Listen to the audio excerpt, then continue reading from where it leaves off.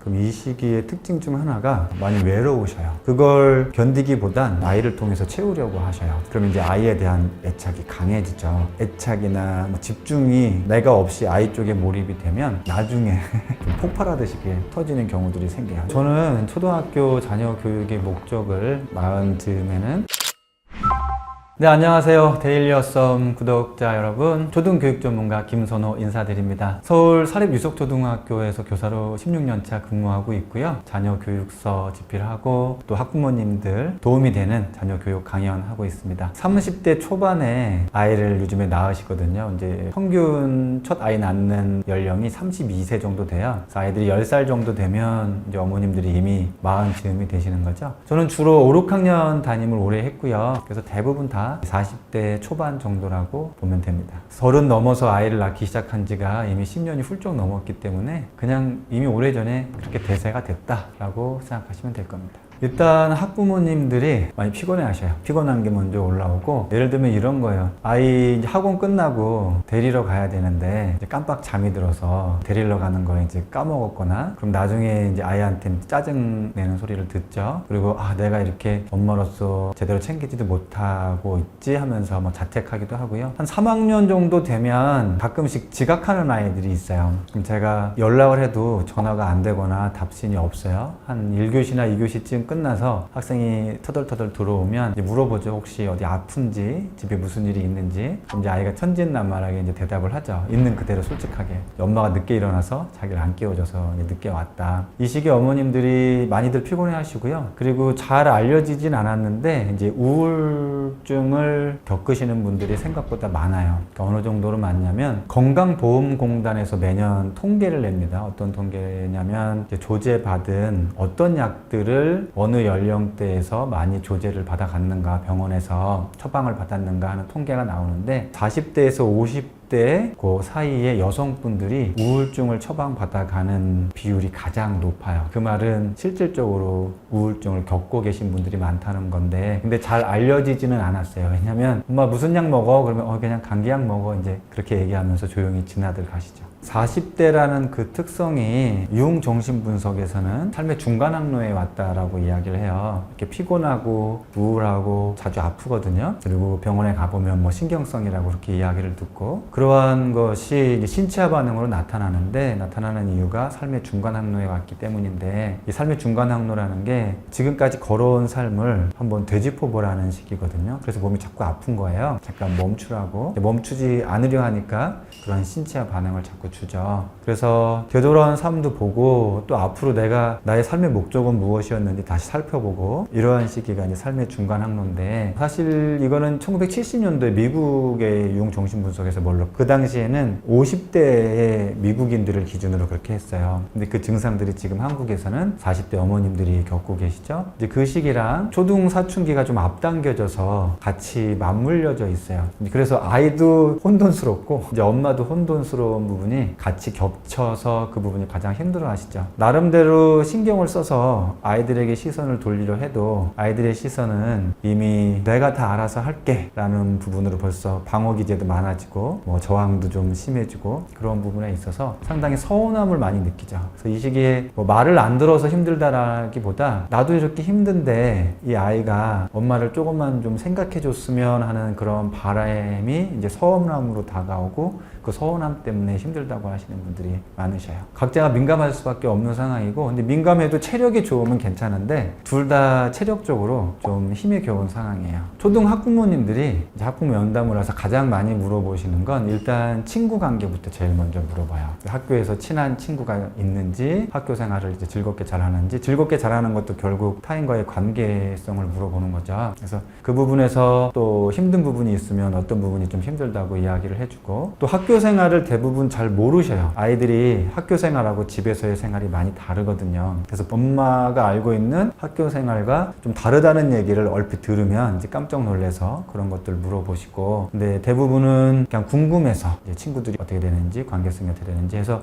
그런 부분을 물어보는데, 이제 괜찮습니다. 그리고 학교 생활을 어떻게 하고 있습니다. 구체적으로 말씀을 드리면 안심을 하시고 다음 질문으로, 공부 질문으로 넘어가시죠. 근데 핵심은 공부 질문이죠. 그래서 이제 그러면 학교에 학교에서 스트레스는 없구나, 뭐 심리적으로도 문제가 없구나, 그럼 남은 거는 공부만 남았네 하고 이제 공부에 대해서 이것저것 물어보시죠. 그럼 이제 공부에 대한 답변을 드리고 있고요. 그래서 주된 질문은 친구 관계, 그리고 공부, 그렇게 된다고 보면 되고, 안타까운 건 뭐냐면 오히려 좀 정서적으로 어려움을 갖거나 뭐 불안도가 높거나 분노 조절이 잘 안 된다거나 너무 산만하다거나, 그리고 친구 관계에서 너무 뭐 외로움을 느낀다거나 등등등 이렇게 어려움을 겪는 아이들이 학부모님들이 생각보다 면담을 잘 안 오셔요. 오히려 더더욱 필요하신 분들인데 학부모 상담 주관이 강제적인 상황이 아니잖아요. 면담을 신청하면 그 주관을 이렇게 하시는데, 오히려 면담이 필요하신 분들은 면담에 잘 안 오려는 모습을 보이신다, 그렇게 말씀드리고 싶어요. 본인들도 알고 있는 부분도 있고요. 또 거기까지 신경 쓸 만큼 여력이 없으신 분들도 많아요. 이미 본인 개인적인 문제나 또 가정의 문제나 다른 것들에서 그냥 집으로 전화 와서 학교에 오라 하지 않으면 괜찮은 거지 하면서 그 상태에서 오래 가시죠. 그리고 이미 저학년 때 전화들을 받거든요. 그런 경우에 몇 번 전화를 받으면 이제 어머님도 지치시죠. 그리고 나름대로 또 안 해보신 게 아니라 해본다고 뭘 해보는데 잘 안 되고 하면 뭐 그냥 큰일만 없으면 됐지 하면서 조용조용히 지나가는 걸 더 선택을 하셔. 생각보다 자녀에 대한 문제라도 이렇게 직면해서 해결하려고 용기를 내시는 분들이 생각보다 많지 않아요.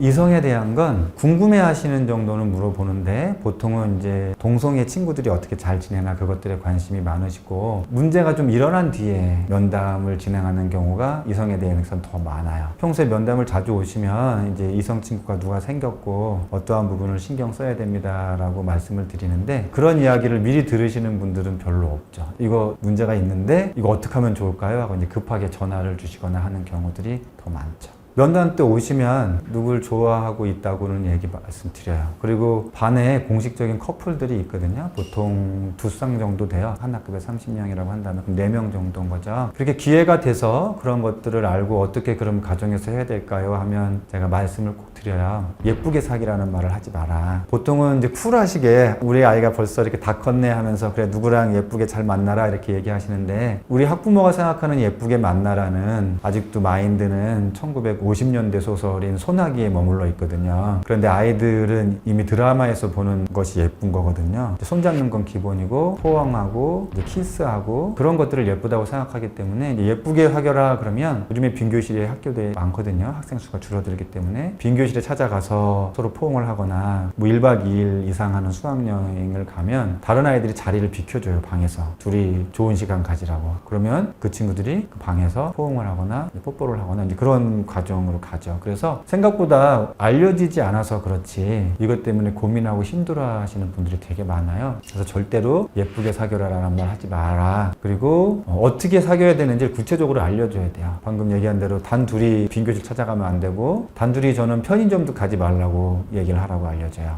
편의점은 뭐 사람들이 좀 많으니까 괜찮지 않을까라 생각하는데, 편의점부터 단둘이 가기 시작해서 삼각김밥 2개 사고 컵라면 하나 사서 같이 얼굴을 마주 대고 이제 컵라면을 같이 먹기 시작하거든요. 그러면 이제 그 다음에 이제 영화 보러 가고 이제 만화방 같은 데나 코인 노래방이나 이렇게 단둘이만 있는 곳을 계속 찾아가는 과정을 나가요. 이게 첫 출발이 편의점이기 때문에 이제 그런 것도 단둘이 가지 않도록. 괜찮은 건 여러 친구들이 같이 있는데 그 친구도 같이 어울려서 뭐 놀이공원에 가거나, 여러 친구들이 같이 노는데 그 친구랑 같이 있으면서 뭐 게임도 하고 노는 것, 그것이 예쁘게 노는 거라고 그렇게 알려주면 아이들이 그건 이제 또 잘 지켜요. 그래, 아 이런 게 예쁜 거구나, 초등식엔 이렇게 같이 나의 감정을 표현하면 되는구나 라고 알죠. 그렇지 않고 그냥 예쁘게 놀라고 하면 우리가 생각하는 것과 전혀 다른 그들만의 세계에서 예쁘게 놉니다. 심각한 경우 정말 많아요. 근데 알려지지 않을 뿐이에요. 어머님들이 아까 삶의 중간 항로라고 말씀드렸잖아요. 그럼 이 시기의 특징 중 하나가 많이 외로우셔요. 조금 더 철학적인 용어를 쓰면, 심리 분석적인 용어는 보통 이제 고독, 자신의 이제 존재론적인 고독을 더 많이 느끼셔요. 내가 그동안 걸어온 길도 되돌아보고 또 앞으로 어떻게 갈지도 보고, 그동안 나하고 관계 맺었던 사람들 관계에 대해서도 정리할 건 정리해야 되는 시기거든요. 그러다 보면 결국 내가 혼자 어른이 될 수밖에 없구나 라는 그런 고독감을 느끼는데, 그 고독감을 사실 잘 견뎌야 그래야 되는 순간이고 기간인데, 그래야 이제 나도 어른으로서 한 단계 나아가는데, 그걸 견디기보단 아이에게 대신 아이를 통해서 채우려고 하셔요. 그럼 이제 아이에 대한 애착이 강해지죠. 갈수록 아이에 대한 애착이 강해지고, 아이는 사실 분리를 원하는 사춘기 시기고 자신의 정체성을 향해 나아가는데, 정반대로 엄마의 애착이 강해지면 대부분의 아이들이 그 애착에 순응을 해요. 저항하는 듯이 보여도 내가 이렇게 해줘야 우리 엄마가 지금 힘들지 않고 좀 편안해 보이고 행복해 보이고 하는 과정이 있기 때문에 그 자리를 아이들이 채워줘요. 채워주면 아이들이 사춘기를 계속 늦추죠. 늦추고 나서 나중에 결국 그 과정이 늦게 오거나 또는 본인의 의지를 꼈거나 본인이 어떤 욕망을 가지고 있는지를 몰라요. 모르게 돼요.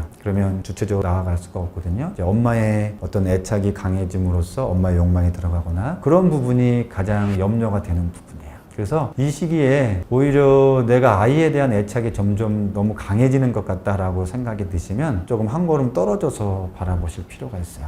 아이랑 엄마랑 둘 다 안 좋은 결과가 이루어져요. 아이들을 대하실 때 일단 중심은 아이가 아니라 지금 엄마인 나에게 먼저 시선을 돌리시기를 말씀을 드려요. 그래야 애착에서 멀어지고 분리의 여정을 나아갈 수 있거든요. 우선 나를 먼저 바라보고 내가 가지고 있는 목적이 무엇인지 생각하고 그것부터 하나하나씩 해나가면서 아이에 대한 건 시선을 아이의 활동 영역이 조금씩 넓어지게 한다라는 느낌으로 가시는 게 좋아요. 이동하는 거리도 마찬가지고 아이가 혼자 있는 시간도 마찬가지고 아이가 혼자서 무언가를 해나가는 것들이 점점 내가 신경을 쓰지 않아도 점점 많아진다라고 그러한 느낌이 들면 그거 이제 잘하고 있는 모습으로 되는 거고, 오히려 내가 1학년 때는 이걸 잘했는데 왜 이렇게 못하지 하면서 더 많은 것들에 터치나 관심이나 애착이나 뭐 집중이 내가 없이 아이 쪽에 몰입이 되면 나중에 좀 폭발하듯이 이렇게 터지는 경우들이 생겨요. 누가 하나는 그냥 포기하는 쪽의 그런 표현들이 나오거든요. 그렇게 가지 않는 것이 중요합니다. 믿는다고 해서 마음을 이렇게 놓을 수는 없죠. 그래서 느낌이, 저는 낚시에 비유를 하는데, 낚시를 하면 보통 땡겨지면 자기 쪽으로 땡기잖아요. 아이랑 나랑 뭔가 팽팽한 신경전이 있으면 줄을 더 풀어줘야 되겠구나, 이런 느낌으로 그 상황을 바라보시는 게 필요해요. 그리고 언젠가는 이제 그 줄을 이제 끊어줄 날이 오죠. 저는 초등학교 자녀 교육의 목적을 마흔 즈음에는 자녀를 건강한 분리를 완성시켜라라고 말씀을 드려요. 실제로 졸업하는 학생들의 눈동자나 어머님들의 눈동자를 보면 이미 그 완성을 이루신 분들이 생각보다 많거든요. 생각보다 많다는 건 물론 비율적으로는 적지만 이전보다는 그래도 자기 자신을 성찰하시는 분들이 많기 때문에, 그래서 그때에서 무언가를, 새로운 일도 마찬가지지만 삶의 목적성을 잡고 그동안 못해왔던 어떤 전문가로서의 길을 한번 가봐야지 하시는 분들이 있는데, 아이들이 그걸 보면서 더 뿌듯해해요. 아, 나도 무언가를 스스로 이렇게 해 나가야 되겠구나 하는 부분들이 눈에 보여요. 그래서 불가능한 영역은 아니라고 말씀을 드리고 싶습니다. 조금 자기애적 성향이 좀 강하신 어머님이 계셨어요. 대부분의 사람들이 다 자기애적 성향을 갖고 있죠. 그건 이제 필수적인 요소예요. 근데 자기애적 성향이 좀 강하면 어떤 현상이 일어나냐면 아이가 엄마를 자꾸 보게 해요. 엄마를 사랑하게 만들어요. 물론 당연히 아이가 엄마를 사랑하죠. 근데 여기서 말하는 사랑은 이 아이는 엄마를 위해서 자신을 희생하는 만큼 너의 모든 선택들의 결정이 엄마를 위한 결정이어야 되는 걸로 귀결이 지어져요. 이게 이제 자기애적 성향이 강하면 이런 면모를 보이시는데, 한 아이가 초등학교 졸업할 때 자기는 국제중에 가고 싶다고 했어요. 그 아이는 상당히 주체적인 아이였어요. 표면상으로 되게 활동도 열심히 하고, 왜 국제중을 가고 싶은지 물어봤는데 국제중 중에 기숙사에 있는 학교가 있어요. 그래서 나는 기숙사에 가고 싶다. 그럼 기숙사에 가고 싶다는 의미는 집을 떠나고 싶다는 의미인 거거든요. 초등학교 6학년 아이가 집을 떠나고 싶다라는 표현은 사실 쉬운 표현은 아니에요. 본인이 아무리 주체적이고 사춘기라고 하더라도. 그래서 어떤 연유로 집을 떠나고 싶은지 물었는데, 이야기는 이것도 해보고 싶고 친구들이랑 뭐 어떻게 해보고 싶고 따로 떨어져서 뭐 독립적으로 뭘 해보고 싶고 이런 이야기 드렸어요. 근데 실질적인 이면에는 어머님의 이런 자기애적인 강한 성향에서 이 아이가 벗어나고 싶은 하나의 방법으로 할 수 있는 게 자기도 모르는 사이에 집을 떠나야 하는 방법을 찾는 거죠. 어머님께는, 그렇다고 제가 어머님은 자기애적 성향이 강하십니다 이런 말씀을 드릴 수는 없어요. 제가 뭐 어머님을 심리 상담을 해주시는 분은 아니기 때문에, 아이가 이러한 부분으로 좀 주체적으로 국제중을 가고 싶어 합니다. 물론 국제중이 자기 가고 싶다고 해서 다 갈 수 있는 게 아니에요. 경쟁이 되게 심하기 때문에 대부분은 가지 못하게 되는 경우가 있어요. 보통 자녀가 국제중을 가고 싶어 한다고 하면 어머님들이 기뻐하시면서 어떻게 그런 생각을 했나? 엄마도 생각을 못 했는데 하면서 막 알아봐요. 알아보고 거기를 이제 지원을 해주는 방법을 찾아요. 아니면 엄마가 먼저 알아보고 아이에게 알려줘요. 이 어머님이 면담 오셨을 때 자녀가 국제중을 가고 싶어 합니다 라고 말씀을 드렸는데 표정이 안 좋아지셨어요. 바로 이 아이가 나를 벗어나려고 한다는 걸 직감적으로 아시는 거죠. 그때 약간 어머님이 그래도 그 부분에 오픈을 하셨기 때문에 이제 제가 살짝 개입이 들어갔는데 어머니 입장에서는 되게 억울해 하세요. 왜냐면 내가 뭔가를 억지로 많이 시키는 것도 아니고 강압적인 것도 아니고 나는 통제하는 것도 아니고 너의 의견을 최대한 그냥 들어주고 단 그냥 내 곁에 있기만을 바라는 거 하나뿐이었는데 근데 그게 사실 제일 큰 거거든요. 말씀을 드렸어요. 아이가 아마 국제중에는 지원을 해도 안 될 겁니다. 실제로 안 됐어요.